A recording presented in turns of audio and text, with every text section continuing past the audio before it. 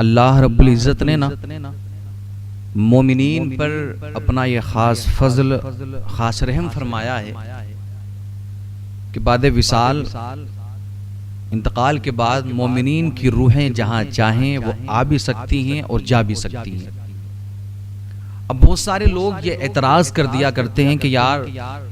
یہ جو کچھ لوگوں کا عقیدہ ہے، کچھ لوگ مانتے ہیں کہ بھئی جمعرات میں اور شب برات کے موقع پر، شب قدر کے موقع پر روحیں گھروں پر آتی ہیں، یہ سراسر غلط ہے۔ میں کہتا ہوں کہ آپ اپنے دماغ پہ نا تھوڑا سا زور ڈالیں تو آپ کو تھوڑا احساس ہوگا۔ آپ کتب احادیث کا مطالعہ کریں تو آپ کو معلوم ہوگا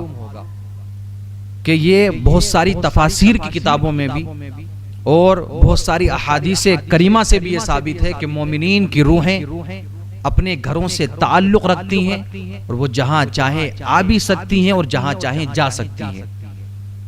جمعرات میں بھی اپنے گھروں پر آتی ہیں، شب برات میں بھی آتی ہیں اور شب قدر میں بھی اپنے گھروں پر آتی ہیں۔ اب ایک تفسیر کی بڑی مشہور کتاب ہے تفسیر در منصور جسے کہا جاتا ہے، اس میں ایک حدیث نقل کی گئی ہے کہ الدنیا سجن المؤمن و جنت الکافر،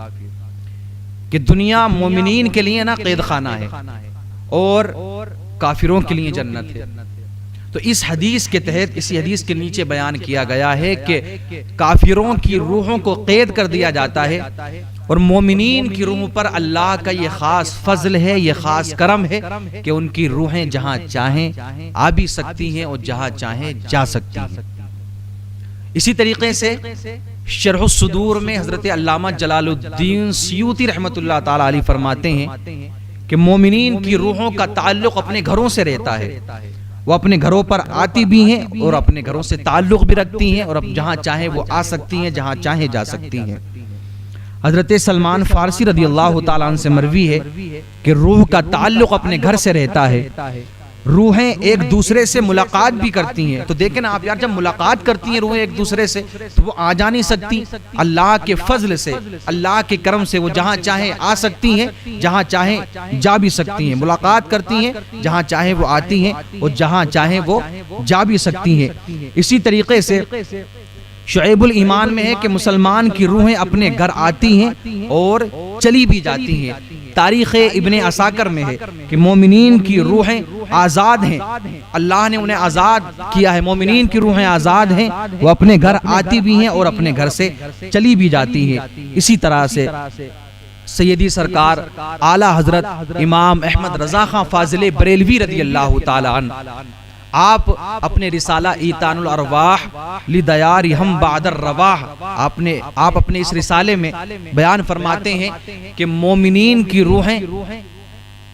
اللہ کے فضل سے، اللہ کے کرم سے اپنے گھروں پر بھی آتی ہیں اور وہ جہاں چاہے جا سکتی ہیں، جہاں چاہے آ سکتی ہیں۔ اسی طرح سے آپ کو بہت سارے حوالے مل جائیں گے اور ان دلائل سے، ان ریفرنس سے ہمیں یہ پتا چلتا ہے اور ان باتوں سے ہمیں یہ پتا چلتا ہے کہ چاہے وہ جمعے کی رات ہو، چاہے وہ شب برات ہو، چاہے وہ شب قدر ہو، اس میں جو مسلمان اہل سنت والجماعت اپنے گھر میں فاتحہ خوانی کراتے ہیں نا اپنے مرحومین کے لیے، اپنے مرحومین کے لیے جمعرات میں بھی فاتحہ خوانی ہوتی ہے، شب برات میں بھی ہوتی ہے، شب قدر میں بھی ہوتی ہے۔ تو جب ہم نے ان کتب احادیث کا مطالعہ کیا، جب ہم نے تفاسیر کا مطالعہ کیا، جب ہم نے اپنے علماء کی کتابوں کا مطالعہ کیا، تو ان تمام دلائل سے ہمیں یہ معلوم ہوتا ہے، ان تمام باتوں سے ہمیں یہ پتا چلتا ہے کہ اللہ نے اپنے مومنین پر اتنا خاص فضل فرمایا ہے نا، مومنین پر اتنا رحم فرمایا ہے کہ مرنے کے بعد میں مومنین کی روحیں اپنے گھر بھی آ سکتی ہیں اور جہاں چاہیں وہ جا بھی سکتی ہیں،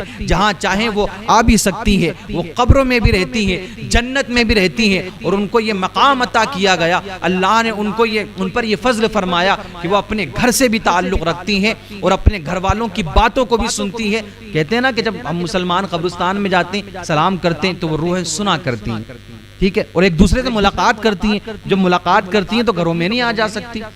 تو میں بھی بتانا یہ چاہتا ہوں کہ جو لوگ اعتراض کرتے ہیں نا ایک دم کسی بھی بات کو یار لیا اور ایک دم اعتراض کرنا شروع کر دیا، آپ بھائی تھوڑا سا ریسرچ کریں، تھوڑا پڑھ کر کے دیکھیں. ایسا نہیں ہے کہ آپ نے کچھ بھی بکنا شروع کر دیا، لوگوں کو بہکانا شروع کر دیا، آپ نے کچھ بھی اپنی زبان سے نکالا اور کہنا شروع کر دیا. آپ جب پڑھ کر کے دیکھیں گے تو آپ کو پتہ چلے گا، ان تمام دلائل سے آپ کو پتہ چلے گا کہ اللہ نے خاص فضل فرمایا مومنین پر کہ مومنین کی روحیں جہاں چاہیں آ سکتی ہیں اور جہاں چاہیں وہ جا بھی سکتی ہیں.